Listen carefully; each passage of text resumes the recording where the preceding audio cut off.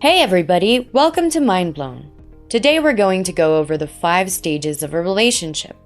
Make sure to watch until the end because this one would let you know what stage you have in your relationship now and things to keep in mind as you navigate them. Everyone always says relationships are so hard, but that's not true. It's not relationships that are difficult. Instead, it's the people involved in the relationships that make them challenging. Many people think relationships should just magically run like a well-oiled machine, but that doesn't happen in real life. Relationships take effort, and they can be healthy and happy if you know what to do. No one has a magic wand to hand you that will turn your relationship into a fairy tale. But if you follow these tips, you will be pleasantly surprised at how happy you become. Men and women look at relationships differently. For men, the dust settles once the connection has started. Still, women first have to overcome the phase of fluctuating emotions brought by the romantic aspect of the setup, and it takes time for them to see and feel the realities of being in a relationship. This happens to most women, and yes, we can consider it normal, albeit not always talked about. Besides, let's face it, who doesn't want to feel loved and owned in a romantic sense? However, it is also essential for women to be level-headed for being in a relationship. This is simply because when they allow emotions to get the best of them, they may not handle the trivials of romantic setups, leading to frequent fights and eventually breakups. But how should relationships be handled? If you're a woman looking for words of wisdom to guide you in this journey, then these pieces of relationship advice and tips are dedicated to you. Here's some relationship advice for women so you can use it every day to make that happen. 1. Learn to be patient. We know you. You are a good person, a great person. However, if we're sincere here, you aren't as patient as you would like to be, especially with your spouse. You get a little irritated, annoyed, frustrated, impatient, and agitated with him from time to time. Seriously, who wouldn't be irritated if their husband always left the gas tank in the car empty? Frustrating, right? Real issues, right? Yes.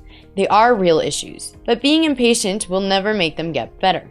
If you want a better marriage, you need to be more patient. Yes, marriage requires patience. Instead, it demands it to thrive. Your spouse needs patience too, we get it, but he isn't reading this article. You are, and you can only change yourself. So we'll start with your patience. Why don't you take a moment and think of your patience level lately on a scale from 1 to 10? 10 being practically patient in every way. Remember one morning when your husband hit the snooze button 7 times and you said nothing? You just snuggled up closer to him and told him to stay in bed with you even though inside you were dying for more sleep and were kind of annoyed at him for waking you up? Before we dive into why patience is so crucial in nurturing your marriage, let's take a second and talk about what patience is so that we can better understand why it is so stinking necessary to have a well-nurtured, happy, thriving, and a great marriage. What does patience in marriage mean? Patience means being able to prevent yourself from saying hurtful things to your spouse during a heated conversation and not lashing out at your spouse. It means we have to be patient with our spouses when they unintentionally hurt or make us angry. 6. Practical ways to become more patient with your partner. Practice patience daily. When you practice being patient with your friends, family, kids, coworkers, etc., it gives you the skill sets you need to be patient and have self-control with your spouse. Also, being a patient parent will give your children many opportunities to learn how to learn patience. They are observing you. Remember, the patient is a virtue. Limit technology. Limiting technology and other distractions can be effective in enhancing the quality of your communications and your patience. Identify your triggers. Try to identify those things that easily trigger you to feel impatient. Example, words that make you angry and defensive, being stressed or hungry, sickness, the way you speak, etc.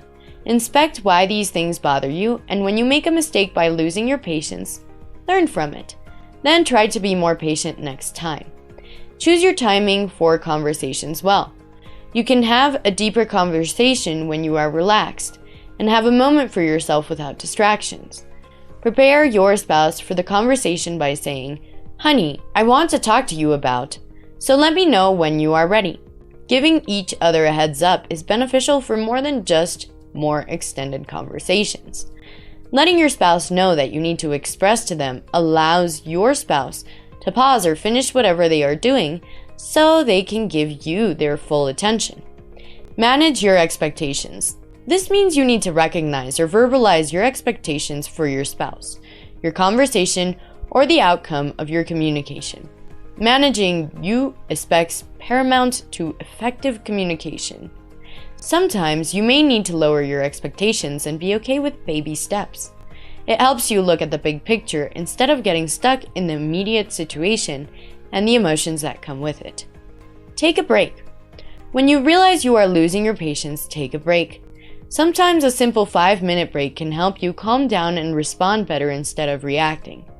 2. Your mind, but use kind words. Most women say a lot of things that they don't mean. These words, however, can be exceedingly hurtful to their partner, even if they're half meant. Hence, as a woman, you might speak your mind and mean what you say, but use kind words, especially when your message doesn't require too much emotional drama. Men always appreciate women who are honest and grounded, and you should remember that. It's challenging to be your best behavior after an exhausting day at work or home, but it's not okay to react harshly to the one you love. Here are things to keep in mind that will help you take the high road and strengthen your relationship for years to come. Remember the power of politeness. Tact and respectful communication are positive in every interaction, no matter whom you're talking to. People are always more responsive when you treat them with consideration. Think about how natural it felt to be kind to your partner when you first met. Have you slid into bad habits without even noticing? We can all hear the difference between saying, "Could you please finish the dishes?" and "Couldn't you at least do the dishes?" But we often give in to the impulse to be agitated at the moment. Practice gratitude. Adding this ritual to your day is a hugely valuable reset when you react to your partner in a not nice way. Pause for a few moments in the car after you drop to the market, take calming breaths, then reflect on 5 things you are genuinely grateful for in your life. Even if you have ongoing problems with your partner, there are still things that you appreciate, like, he works hard to pay the bills, he's a good dad. Saying unkind things can cause us to dwell on evidence that justifies our negative behavior. Bringing your blessings to mind restores a sense of proportion. 3. Accept your partner's flaws and shortcomings. Dealing with a partner who has character flaws or a complex personality can be challenging, but can also help you grow as a couple. Building a lasting romance is often a matter of deciding whether to change or embrace imperfections. Nobody is perfect. This is of which we are all fully aware. We should also be mindful that there is no ideal partner in a complex, which is more than okay. Dealing with a partner who has character flaws, a difficult personality, or whatever you wish to call it, can be challenging, but can also test the strength of your love for each other. Instead of trying to make them perfect, why not work on attaining the kind of love that helps you grow as a couple, fulfills your need, and brings you closer together? When 2 partners are determined to put their hearts and minds together, they can overcome any hurdle. A relationship with no flaws does not allow any opportunity for growth or improvement. Flaws can motivate partners to nurture understanding and acceptance and thus strengthen their bond. Here are some tips for becoming more accepting. Reevaluate the seriousness of your partner's flaws. Sometimes people become irritated by aspects of their partner that aren't that big of a deal. When frustration builds up, it's necessary to lose sight of that. For instance, you get annoyed about your partner's struggles with being on time, but in the grand scheme of life, your frustration is out of proportion to how important these are. In reality, my spouse is emotionally reliable and has many other good qualities that are fundamentally much more important than being punctual. Be aware of your flaws. The best way to accept your partner's flaws is to be aware of and get your own. Before you become frustrated with your husband's flaws, you must accept that you too have spots. What you believe your husband lacks, you may also possess. Being aware of your flaws may lead you to believe that no one is perfect, and that you will do the same thing that irritates you. Consider why particular flaws annoy you so much. When one of your partner's weaknesses annoys you, it can be primarily because of something extra you're reading into it. Take a hard look at the different meanings you're adding to your frustration about your partner's flaws. This is one type of extra meaning, and can be helpful to let go if your partner doesn't change a small annoying behavior that means nothing about you. Don't personalize it. It's easy to develop habitual, frustrated responses to your partner's flaws and lose sight of how important that quality is in the big picture of your relationship. If you step back and get perspective, you can turn down the intensity of your emotional reactions, feel more gratitude, and move on to thinking about practical solutions for how you can minimize the impact of your differences. Years of relationships have yielded so many tidbits of advice for women about getting to that romantic place with a man that just fits. These insightful relationship tips are valuable, but individuality plays a huge role in everything. Plus, relationships take real work. They don't just come to fruition without effort from both parties involved. You must approach every bit of relationship advice and find out how it applies to your outlook on dating, marriage, and relationships. Take what applies to you, hone it, and then own it. With enough perspective, enough self-reflection, you're going to be just fine, and any man that finds his way to you will be lucky.